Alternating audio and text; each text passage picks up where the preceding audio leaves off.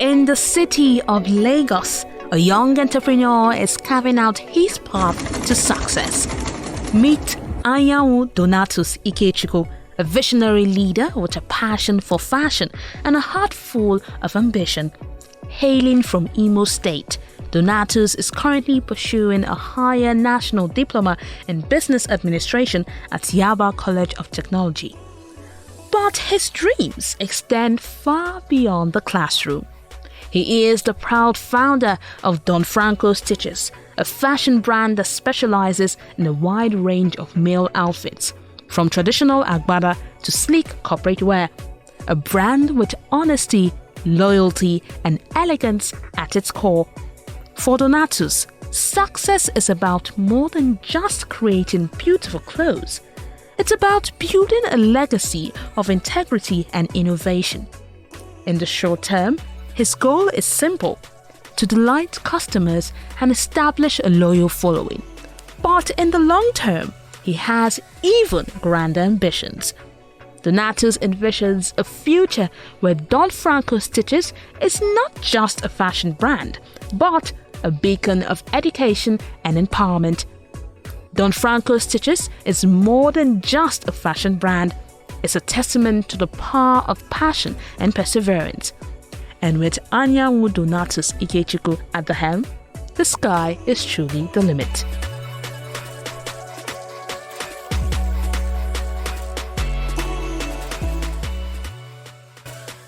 I'm from Imo State. I'm from a family of 6, the third born and the first boy. I'm the founder of Don Franco Stitches, a fashion brand that is basically into male outfit. Any male outfit of all sorts, from agbada to English wears and senator, whatever it is. I am currently undergoing my HND program at the Yaba College of Technology in Business Administration, which I combine with my fashion work. And this brand is actually built on diligence, hard work, and loyalty. We don't promise and fail. We try to deliver as at when due. Wherever we're given work to do, we always try to deliver the best work and do it on time. Well, I never had any passion for fashion from the onset. Because I've always had this dream of being on my own, being self-employed, not working for anybody. But I never saw myself learning any skill. But after I finished my ND from Yaba Tech, then I had to try to look for jobs, but the kind of jobs I was seeing wasn't actually paying. So I was like, okay, let me just go and learn this thing. So I went into fashion. At first it was really, really challenging and boring because I never saw it. It wasn't something that intrigued me. So I just had to stay calm and learn. On the long run, I started developing interest in it. And then I started loving the fashion, and I had to put in more effort to make sure that I catch up. After some months, I was able to do 1 or 2 things, and then that inspired me that I can be better. So I kept on pushing and pushing. At some point, it was really challenging because I had to do other jobs. I still do other jobs so as to still make more money because I wasn't getting any money while learning work. But I had to keep up with it. So on the long run, after 6 months, I started sewing. It continued that for a year because I actually signed up for 6 months when I started the work, but I lasted for a year, after which I did my freedom and went into the fashion world on my own. Well, it's not really easy, I must say, because most of the things I do now, I never learned it while I was learning work. I never learned any of it. I just had to keep on improving myself, keep on learning certain things and relearning so as to improve my own skill, because where I actually learned work, my boss was still backwards in terms of how he does his work. Though it's good, but I still had to go to YouTube to learn how they do it recently and how to be better. Some of the successes I've had is recommendations for those that I have made work for, recommending me to other people. And the joy of every fashion designer is getting good feedbacks from people you made work for, which has been great, because from the onset, right from the first job I did, there was never a complaint. I got good feedbacks and I was referred to different people, and that's how I've been building my clientele. I had to go to YouTube to learn like the piping of the neck, because where I learned to work, my boss, the way he did his own wasn't really perfect, so I had to go over to YouTube to learn it. It was really, really challenging, I must say, because it took me weeks to perfect it, and the day I did it perfectly, I was really, really happy. And then when I delivered the work to the client, he was impressed because he saw an improvement from the previous work I did. So he actually referred me to a friend as well, who actually patronized me, and he gave me feedback. He said the cloth was sharp and good, and I was really happy because I believe encouragement. This encouragement keeps me going, and it gives me the spirit to keep on improving and growing in this fashion brand. And I actually had to enroll for an entrepreneurship program right in school, because lecturer gave us a platform. That there's an entrepreneurship program ongoing, so I had to enroll for the program. We did series of training. I had to do a pitch deck and presentation, everything. At the end of the day, I was given a weaving machine to support my brand, and wow, I was really happy because I have been saving money to get my own weaving machine, but I was able to get it without any cash. Welcome back, guys. I have Anyanwu here. We'll be talking about the money part of your business. I understand that you work a lot, but what is the situation with money? Yeah, I do a lot of work, but the money has not really been coming in like that, due to the fact that I just started the business and not for a year that I've been a fashion designer, so I don't have that much of a client, you get. So for the works I have, and I still get some jobs from my friend who is a fashion designer, so he gives me jobs to do. And some of the work I do are just for myself. So just have to market my own brand. I know where I wear the clothes, then can get, I like this, so make this for me, this and this. So it's really not been that much of the money coming, but I feel I've really gone ahead based on where I stay and the kind of amount fashion designers or tailors charge in my area. They charge so poorly, and then you hear people saying, when you give them your own price, they say, this one will be for you. I tell them that is my own price. So let's talk about that. So pricing seems to be a problem. It's a problem. So is it because of where your office is or where you stay, or because of the market that you are addressing? Because we're in this Lagos together. Definitely. So if whether you're in Lekki or you're in Oshodi, if the work is good, it's good. So when it comes to the money, what is the specific problem you're having with pricing? Is it because of the place where you stay? No, actually because of the place I stay, because I have a friend actually even in Lagos that charges way lower than what I charge. I don't feel like I know my worth. You get. So when I give you my own pricing, we will negotiate about it, but you can't go below my minimum. Definitely, you can't go below it. I'll tell you that you have people that can do it for way cheaper price. But I know what I'm offering you. You get. I know how much I'm going to put into the work. I know how much I'm going to spend to make sure the work is okay. So when I give you like a 10,000 naira charge, and you're not telling me that you want to pay 2,500, I will say you can go with it. Okay. Let's talk about how you come up with your pricing. How do you price? For a senator outfit, a plain outfit, I can give you 18,000. Okay. Depending on the design, it can increase. How much does it cost you on the average? On the average. How much does the material cost you? Yeah. If I'm going to get the material, I went to get the material just a few days ago, and then per yard of the material 3,500. So how many yards do you need to make a full senator? It depends on the size of the person.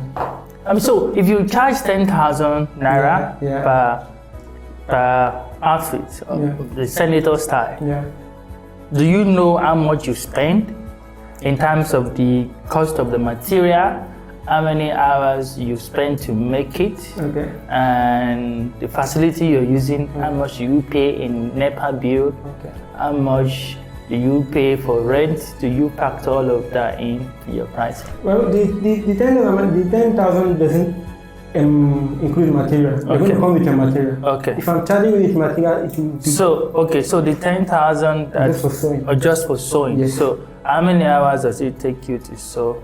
If there is constant light, it can take me 2 days.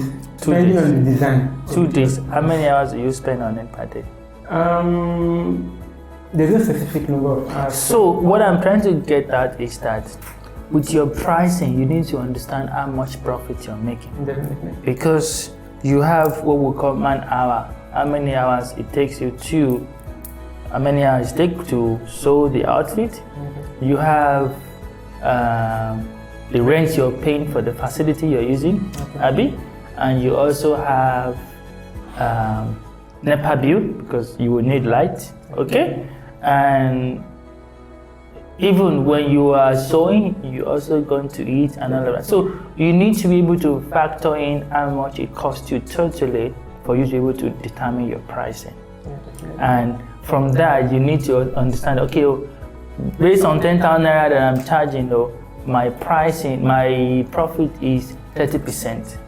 You understand? Yeah, sure. You need to be able to understand that before you, or else, like you said, you'll be doing plenty work. There won't be any money.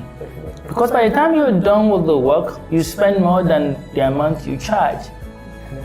You're going to still pay rent. When the time to pay rent, do you have the money? You're supposed to take rent from the money.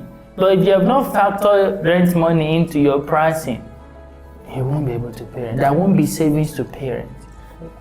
You understand? Yeah, sure. So you need to be able to understand what your overheads are. That's what we call it.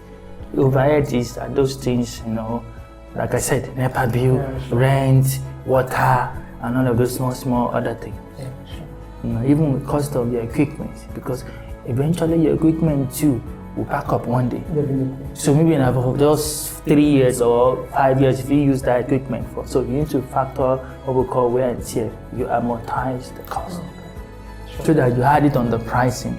So before you come up with your pricing, these are all of the things you need to know. So say, okay, for every outfit I'm sewing, I'll be adding extra 500 naira as cost of rent.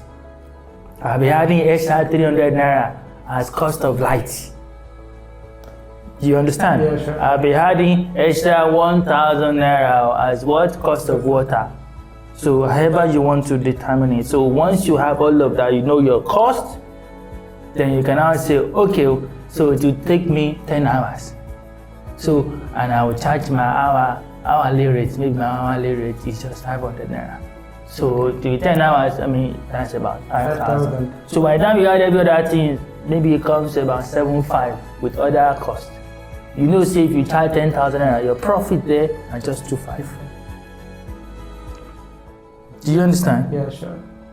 So even sometimes you can even add the cost of, because when you're storing something for 10 hours, you go shop now. You go shop, definitely. Yeah.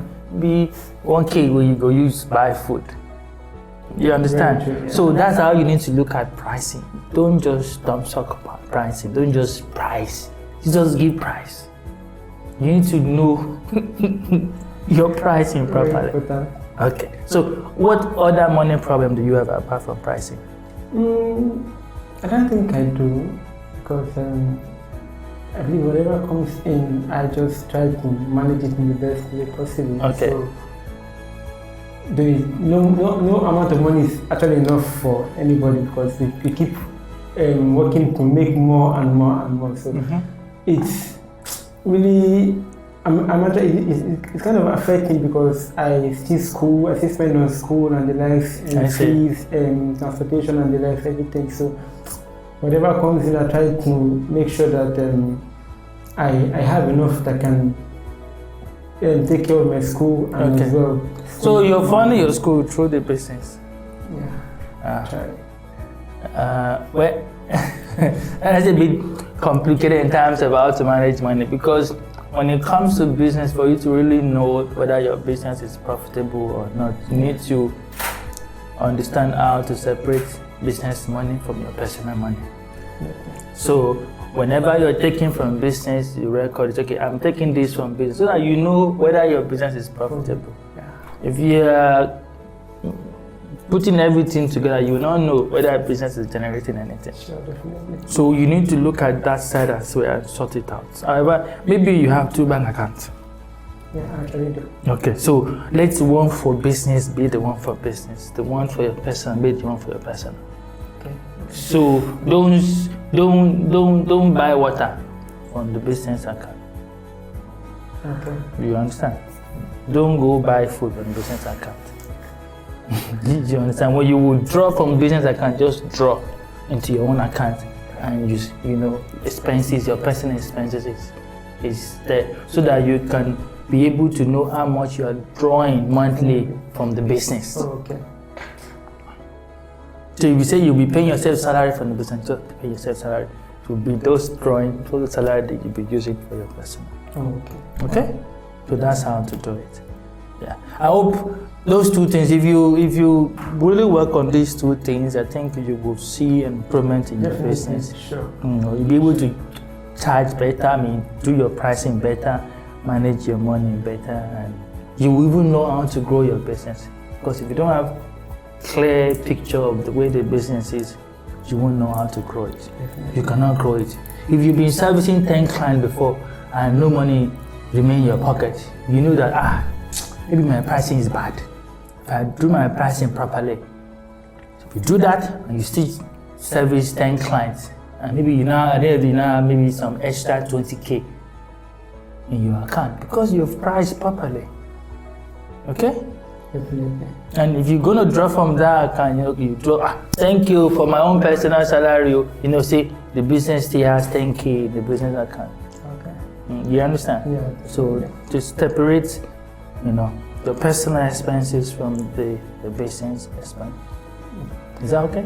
Yeah. Any other thing? But in terms of this price and everything, if you try to take your price above, just keep on increasing, people, you lose customers, because they feel like they can get this, they have people that can do this, you get.